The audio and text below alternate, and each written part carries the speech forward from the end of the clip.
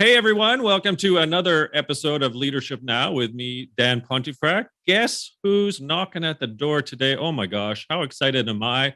Arianna Huffington, who is the founder and CEO of Thrive, the founder of the Huffington Post, and the author of, get this, 15 books, come on, including Thrive and the Sleep Revolution. In 2016, she launched Thrive, a leading behavior change tech company with the mission of changing the way we work and live by ending the collective delusion that burnout is the price we must pay for success. Gosh, I can't wait to get into that with you, Arianna. She's been named to Time Magazine's list of the world's 100 most influential people and the Forbes Most Powerful Women list. Originally from Greece, she moved to England when she was 16 and graduated from Cambridge University with an MA in economics. At 21, she became president of the famed debating society, the Cambridge Union. She serves on numerous boards, including Onyx and the B Team. Her last two books, Thrive, the third metric to redefining success and creating a life of well-being, wisdom, and wonder, and The Sleep Revolution, transforming your life one night at a time, both became instant international bestsellers. Are you surprised? I'm not. Most recently, she wrote the foreword to Thrive's first book, Your Time to Thrive, End Burnout, Increase Well-Being, and Unlock Your Full Potential with the New Science of Micro Steps. Arianna, your reputation precedes you. You have always been a human-first leader. It's so great to chat with you today. First question for you. I did want to get into your recent partnership with SHRM, otherwise known as the Society for Human Resources Management, because together you've created a pledge, and this pledge through which employers commit to keeping those employee mental health and wellness benefits that were kind of created during the pandemic. Why, first of all, do you think we need a pledge and then the accompanying certificate program? Where are we at, I suppose, in the need for a pledge? Well, Dan, first of all, thank you so much for having me. I felt very concerned, and so did Johnny, the CEO of SHRM, that we were hearing um, that a lot of cost cutting was going to be happening because of the tough economic times we're entering, and we completely understand that. We just wanted to protect the services around mental health and well-being for employees because such great advances were made during the last 2 years, both culturally and in terms of offerings that companies made. And it would be really a shame to regress.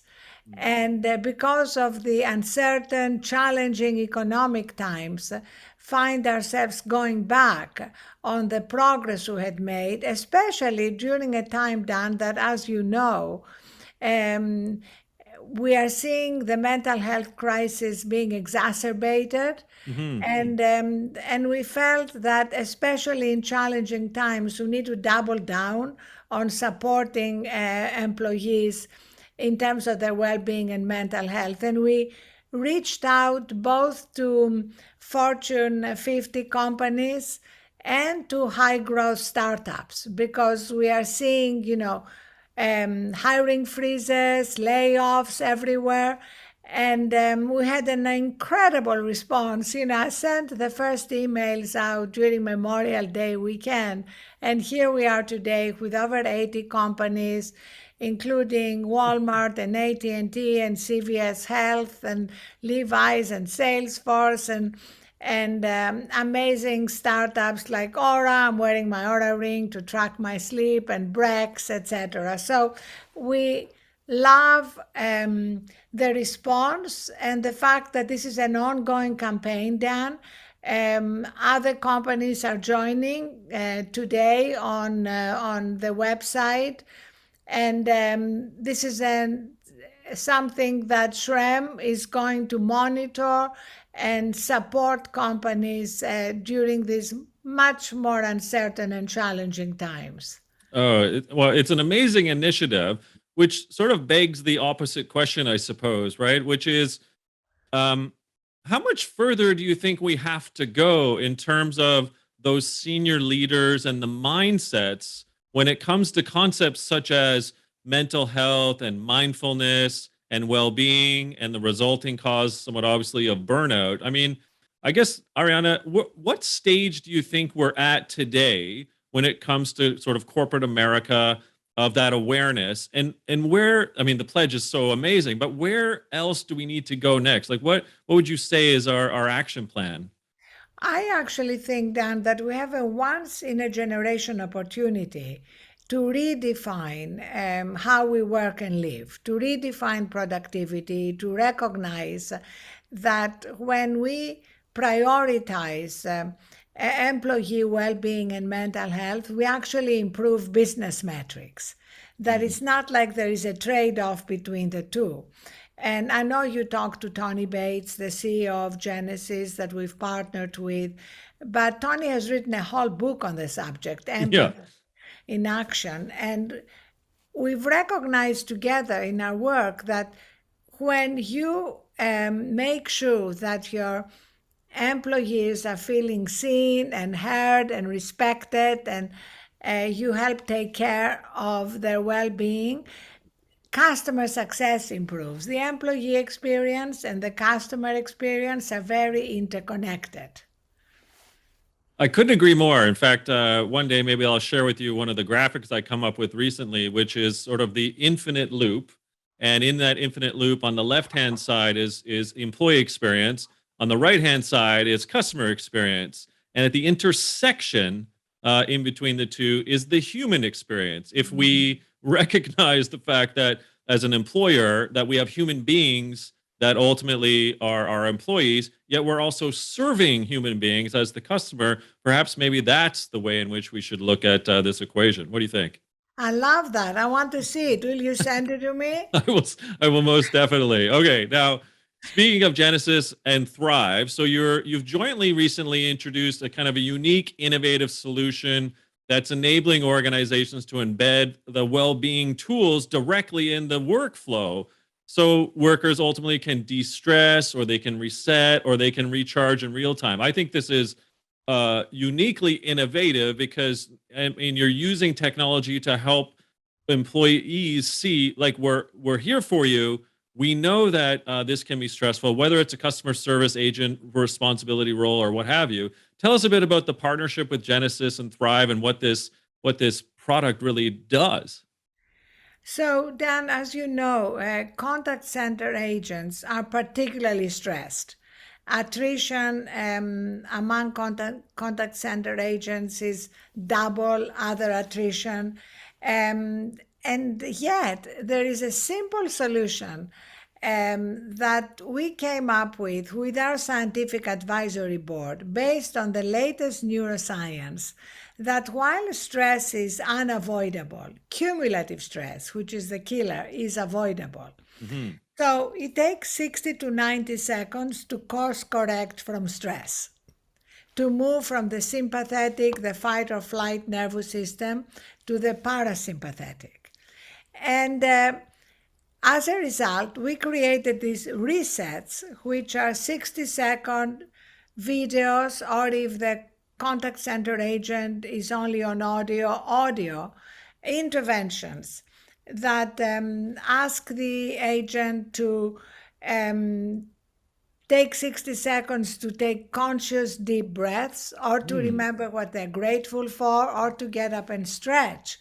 And in 60 seconds, you really can course correct from stress. You can see the cortisol hormone leaving the body. Yep.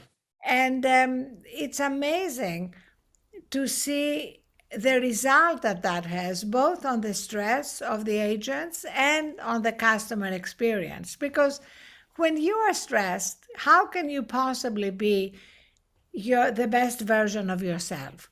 How can you possibly be able to deal with an angry customer or solve a problem when you are already in turmoil yourself? So that's the simple solution. Tony Bates loved the simplicity and asked his product team to integrate Thrive Reset, into their cloud software solution. And now we are in market and really excited to see the impact this is having on the lives of a very stressed population. Oh, I love it. And for me, having spent so much time working with call center agents and directly, I can assure you that something like this is so needed because of that high call volume, call resolution time metrics that many organizations still have. And it creates that a really, very pressurized environment ultimately for them.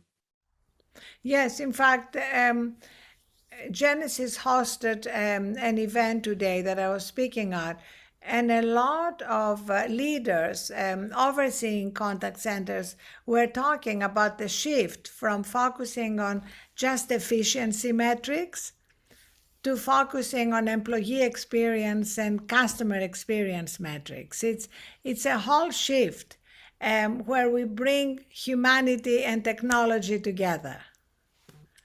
So amazing. Okay, I have two more questions for you. So my penultimate question is as follows. I'm currently in the throes, I suppose I'm a masochist, of writing my fifth book. It's not my 15th, but I'm writing this fifth book, and it's tentatively called, and I hope you like this, by the way, Work Life Bloom. And it's the investigation, kind of the intersection between two planes. There's our work plane, we go to work and leaders have to lead work, right, et cetera. And then there's the life plane. And so where I'm going with this in terms of my question, I believe there's a natural intersection. Yet employers far too often focus more concretely on the work plane and not the life plane. And so what I'm curious about, just as I'm throwing this at you, when you're working with leaders, and I know what you do from the humanistic side so well, what are sort of those tips or techniques that you're trying to get leaders and senior leaders in particular to consider as employees and their human condition? Like, what is it that they should be doing to help them with life, if you will, to bring, like you mentioned, their best selves into work? What should we be doing differently? Well as our Thrive product with micro steps and resets and storytelling, we do leadership journeys, Dan. And the first priority is to ask the leaders that we are working with to put their own oxygen mask on first. We believe that when leaders take care of themselves, they're much more able to take care of their employees, to be empathetic, to be creative, to be inspiring. But when they're depleted, running on empty, and burnt out, it's much harder to lead from what is best in them. So that's the first priority. And then once they take their own micro steps to improve their health and well-being, to model it. Modeling is key because we are changing an entire culture that used to believe that burnout is simply the price you pay for success. So as we're changing the culture, it's really incredibly important to give cultural permission to everyone in the organization, and that has to come from the top. Doesn't it indeed? Well, you have been leading that way for your entire life, it seems. Everyone is on your coattails of the ingenuity from a humanistic perspective, and we can't thank you enough. So, just this last question for you. You've spoken and written about empathy and how leaders really need to wear that empathic badge, if you will, on their sleeves, on their hearts, if really we want to move forward in a more humanistic work environment. So, just last question, like, what are your thoughts on how important empathy is as a senior leader in the organization?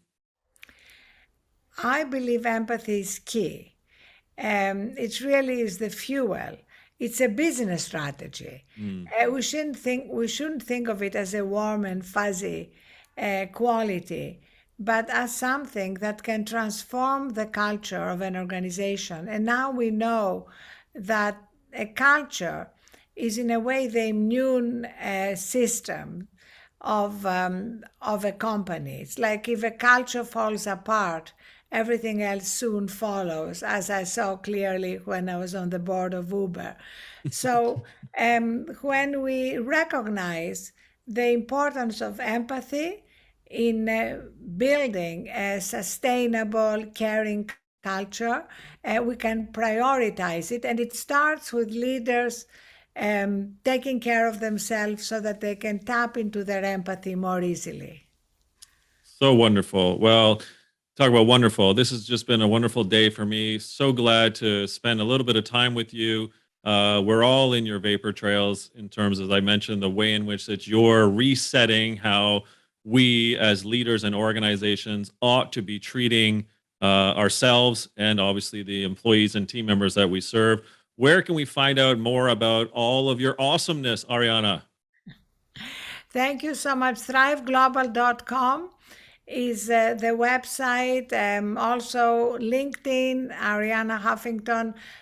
Tons of stuff there on the pledge, on our partnership with Genesys and Resets, and many, many other things. Dan, I look forward to your book.